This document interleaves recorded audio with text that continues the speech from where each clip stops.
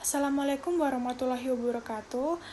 Kami dari kelompok 7 ingin menjelaskan materi PowerPoint tentang sistem informasi manajemen. Nah, di sini saya akan memperkenalkan nama anggota kelompok saya terlebih dahulu.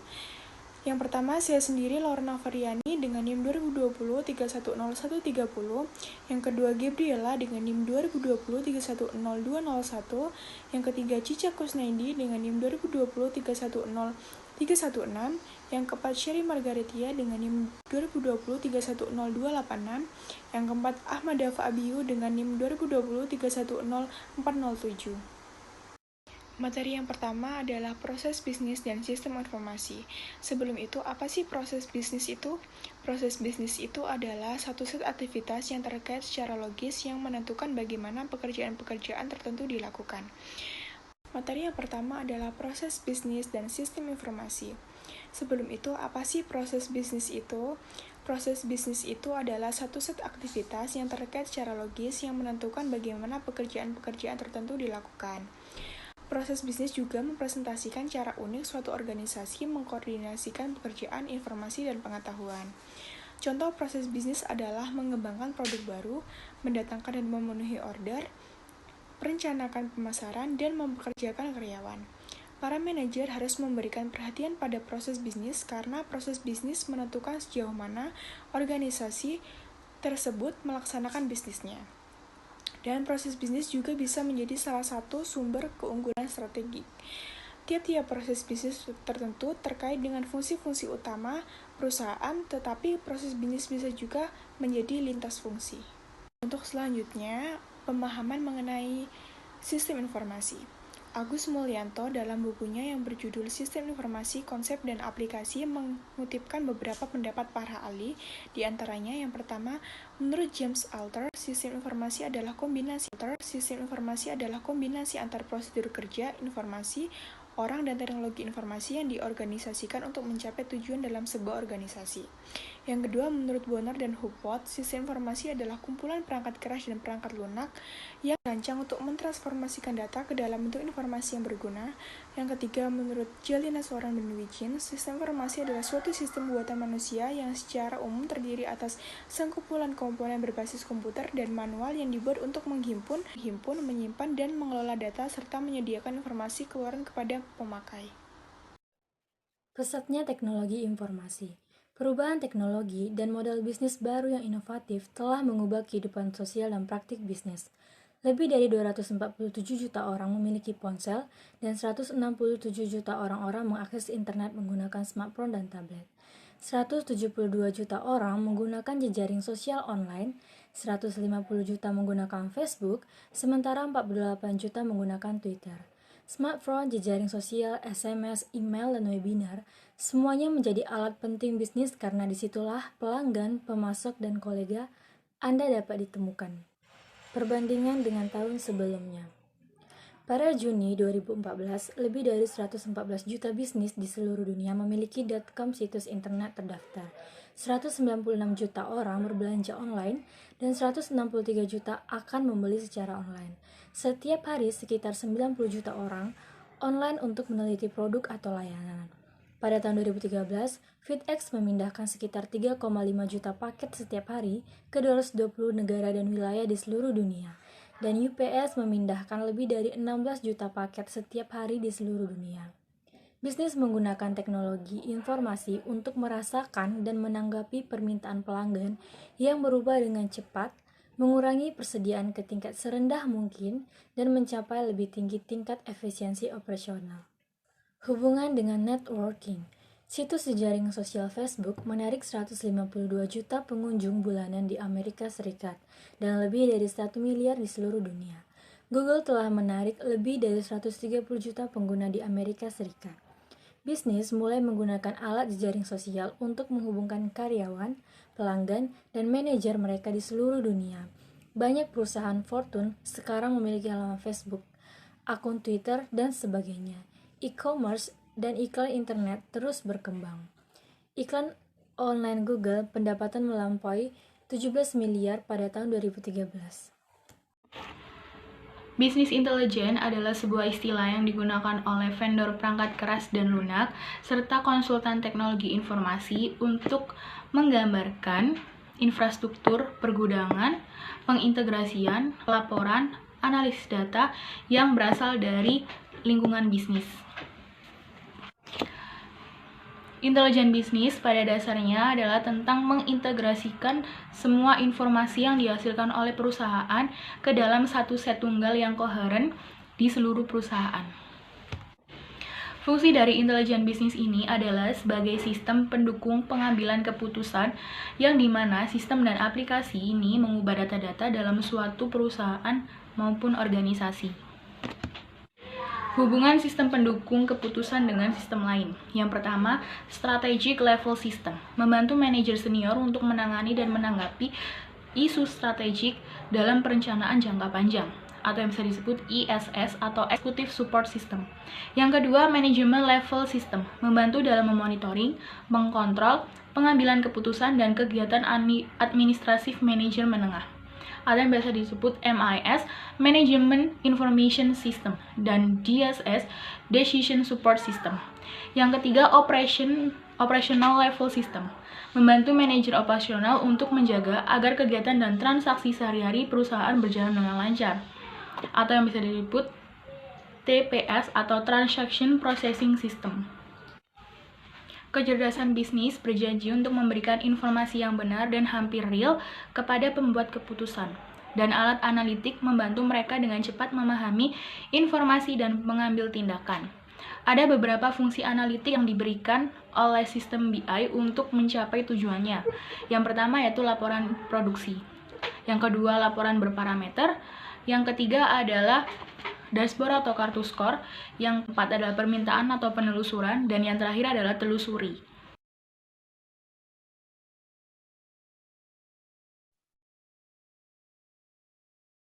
Baik, terima kasih atas kesempatannya.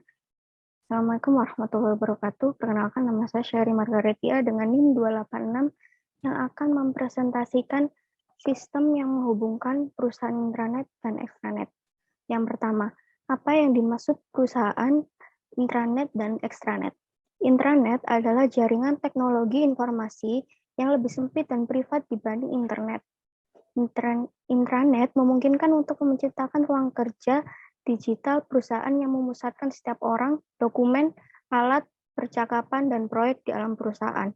Sedangkan extranet adalah intranet yang dapat diakses oleh beberapa orang dari luar perusahaan atau mungkin dibagikan oleh lebih dari satu organisasi. Yang kedua, bagaimana definisi organisasi ini berhubungan dengan teknologi sistem informasi. Pandangan teknis organisasi mendorong kita untuk fokus pada bagaimana input digabungkan untuk menciptakan output ketika perubahan teknologi diperkenalkan ke dalam perusahaan. Perusahaan terlihat sangat mudah dibentuk dengan modal dan tenaga kerja yang saling menggantikan dengan mudah. Yang terakhir, pengaruh sistem informasi terhadap organisasi atau perusahaan. Pengaruh sistem informasi terhadap organisasi atau perusahaan yaitu perilaku organisasi yang lebih realistis menunjukkan bahwa membangun sistem informasi baru atau membangun kembali yang lama melibatkan lebih dari sekedar penataan ulang teknik mesin atau kerja, dan bahwa beberapa sistem informasi mengubah keseimbangan organisasi antara hak, kewajiban, tanggung jawab, dan perasaan yang telah terbentuk dalam jangka waktu yang lama. Selanjutnya, ada sistem yang menghubungkan e-business, e-commerce, dan e-government. Apa itu e-business dan e-commerce dan e-government? E-business adalah bisnis yang mengacu pada penggunaan teknologi digital dan internet untuk menjalankan proses-proses bisnis utama dalam suatu perusahaan. Sedangkan e-commerce adalah bagian dari e-business meliputi aktivitas jual beli secara elektronik. Dan selanjutnya ada e-government. E-government adalah penggunaan dan pemanfaatan teknologi informasi oleh pemerintah untuk meningkatkan pelayanan hubungan kepada masyarakat, hubungan dengan stakeholder lainnya dengan memanfaatkan teknologi digital. Yang kedua, contoh perusahaan e-business, e-commerce, dan e-government. Contoh dari e-commerce adalah Bukalapak, Lazada, Shopee, Zalora. Dan contoh e-government adalah lelang online, pembayaran SIM secara online. Selanjutnya, contoh e-bisnis adalah jenis BTPN dengan fasilitas banking online. Bayu Telkomsel dengan penjualan dan layanan full lewat aplikasi, dan Tokopedia dengan sistem C2C marketplace. Yang terakhir, apa hubungannya dengan sistem? E-commerce, e-business, dan e-government memiliki awalan yang sama, yaitu E, yang memiliki arti elektronik. Maksud dari elektronik tersebut merupakan aktivitas transaksi yang dilakukan dengan menggunakan perangkat elektronik atau sistem digital. E-commerce dan e-business juga memiliki tujuan utama yang sama, yaitu untuk mengembangkan dan memajukan perusahaan. Sekian dari saya, terima kasih. Baik, terima kasih atas kesempatannya. Di sini saya akan membahas mengenai sistem yang menghubungkan sinergi dan kolaborasi. Nah, di sini saya akan menjelaskan dulu sih apa arti dari sinergi dan apa arti dari kolaborasi. Dari dua kata ini sebenarnya hampir sama artinya, tetapi ada sedikit perbedaan. Kalau sinergi itu adalah dalam pengertian sebuah perusahaan atau organisasi yang bekerja sama tetapi dalam internal. Sedangkan kolaborasi bekerja sama dengan eksternal. Nah, kalau dicontohkan sistem yang berhubungan dengan sinergi itu kita ambil dari perusahaan perfilman. Contoh, ada perusahaan yang membuat film. Nah, sinerginya ini ada yang pertama, ada kameramen. Yang kedua, sutradara. Ada lighting man, ada stuntman, ada pemain, terus ada makeover. Nah, ini yang dinamakan sinergi. Jadi semua ini saling membutuhkan satu sama lain. Kalau kolaborasi itu adalah kerjasama, seperti contoh dalam perusahaan yang berbasis dengan games, contohnya perusahaan Muntun. Dari perusahaan Muntun ini kan game yang paling terkenal saat ini adalah kan Mobile Legend. Nah, Mobile Legend ini dia nggak hanya promosi sendiri, dia tuh harus promosi dengan misalnya dengan perusahaan lain atau game-game lain. Itu yang namanya kolaborasi. Sebagai contoh, di Mobile Legend ini dia berkolaborasi dengan Star Wars, dengan King of Fighter. Jadi game-game ini mereka dua game yang berbeda tetapi berkolaborasi untuk meningkatkan rasa ingin pemain untuk bermain dengan kedua game tersebut. Makanya mereka disebut kolaborasi, bekerja sama untuk menggait untuk menggait pelanggan, istilah seperti itu. Jadi seperti itu. Oke, selanjutnya adalah sistem yang menghubungkan sinergi dan kolaborasi. Jadi di antara sinergi dan kolaborasi ini ada yang menghubungkan nih. Di sini ada alat teknologi dan untuk kolaborasi, yaitu email, Wikipedia, dunia virtual IBM, Cisco, Intel Corporation. Jadi di sini contohnya sebagai email ya kan. Kalau jika perusahaan ingin bekerja sama, pasti kalau nggak melalui manajemen, yang paling sering digunakan adalah email. Dimana email ini adalah sistem penghubung antara pengirim pesan secara formal untuk bekerja sama dengan sebuah perusahaan seperti itu. Lalu di sini ada Wikipedia. Nah, Wikipedia ini adalah penghubung antara pengguna dengan informasi-informasi yang lebih luas di luar sana gitu. Jadi istilah Wikipedia itu adalah web di mana isinya mengenai pengetahuan alam seputar dunia yang ada di sini. Jadi siapapun sekarang baik dunia semakin maju, semua berita ada di website itu, baik biodata, sejarah ataupun artikel-artikel. Oke, selanjutnya di sini ada nomor 4, ada kolaborasi dan bisnis sosial. Nah, di sini kolaborasi ini berarti ada Cyber Google yang berkolaborasi dengan Microsoft SharePoint. Jadi mereka bekerja sama untuk meningkatkan keamanan dari sistem web tersebut. Jadi seperti itu. Terima kasih.